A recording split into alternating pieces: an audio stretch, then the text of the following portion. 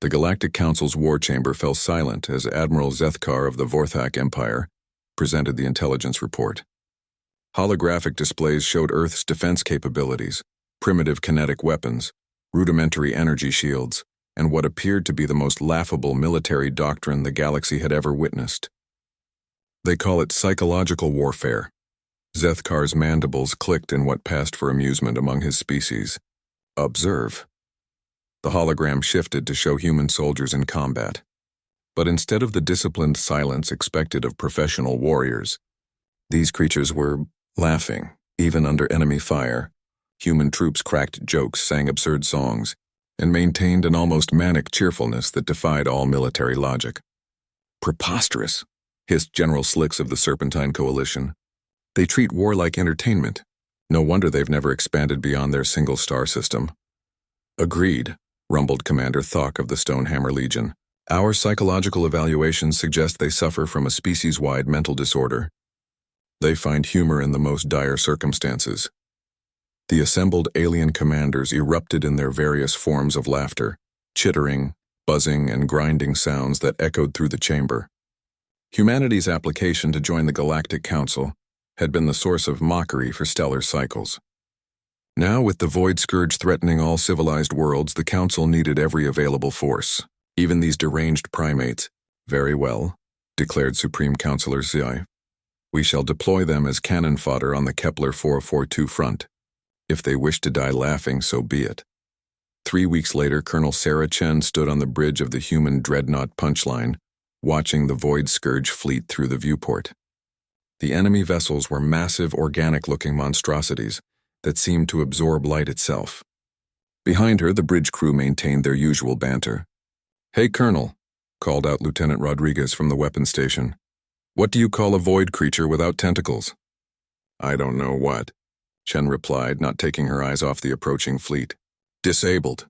The bridge erupted in groans and chuckles even as proximity alarms began blaring. Chen smiled.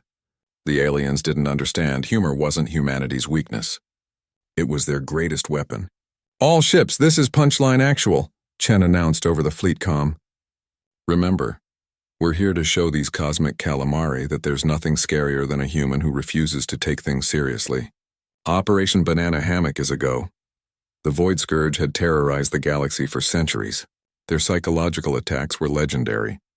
They projected waves of existential dread and cosmic horror that could break the minds of even the most disciplined warriors.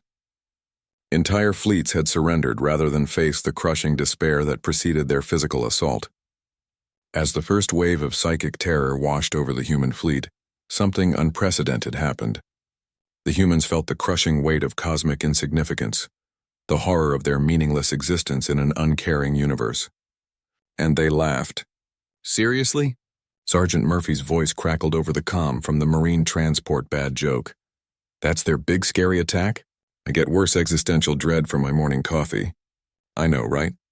replied Captain Williams from the destroyer Rimshot. "My ex-wife was way more terrifying than this." The laughter spread through the human fleet like wildfire. Every joke, every absurd comment, every ridiculous observation seemed to create ripples in space itself. The Void Scourge's psychic assault, designed to crush hope and reason, instead met an wall of irreverent human humor that seemed to bounce their own attacks back at them. On the Void Scourge flagship, the Dread Hierarch writhed in confusion.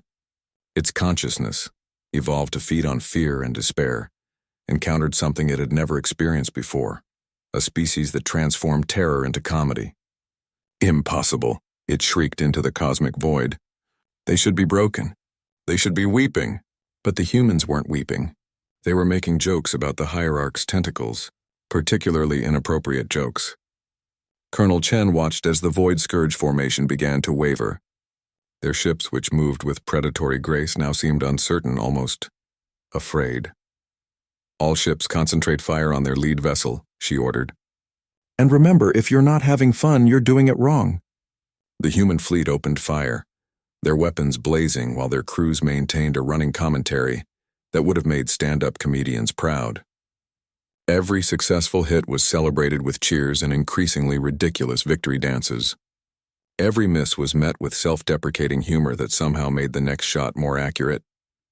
The Void Scourge discovered something that day. There is no defense against an enemy who refuses to be intimidated.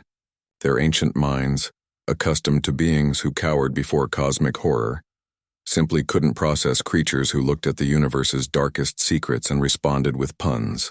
When the flagship's shields failed and explosions began tearing through its hull, the Dread Hierarch made a decision that would echo through galactic history. For the first time in 1,000 years, the Void Scourge retreated. The alien observers watching from the safe distance were stunned into silence. The unstoppable force that had conquered 17 star systems had been routed by a species that treated warfare like an open mic night. Admiral Zethkar's mandibles trembled as he processed the battle reports. This is impossible. They defeated the Void Scourge with comedy? Worse, whispered his aide. They're still laughing. Indeed, across the human fleet, the celebration continued. They had faced cosmic horror and responded with cosmic humor. They had stared into the abyss, and when the abyss stared back, they had told it a knock-knock joke. Colonel Chen opened a channel to the alien observation fleet. This is the human fleet to Galactic Council forces. Threat neutralized. And hey, why did the Void Scourge cross the galaxy? The silence stretched for long moments before Admiral Zethkar reluctantly responded. Why? To get to the other side. Chen's laughter carried across space itself. Classic. As the human fleet prepared to return home, the Galactic Council faced a new reality. They had called humanity a joke, and they were right. But they had failed to understand the true power of laughter. It wasn't just humanity's defense mechanism. It was their declaration of war against a universe that took itself too seriously. And in that war, humanity had just fired the opening shot.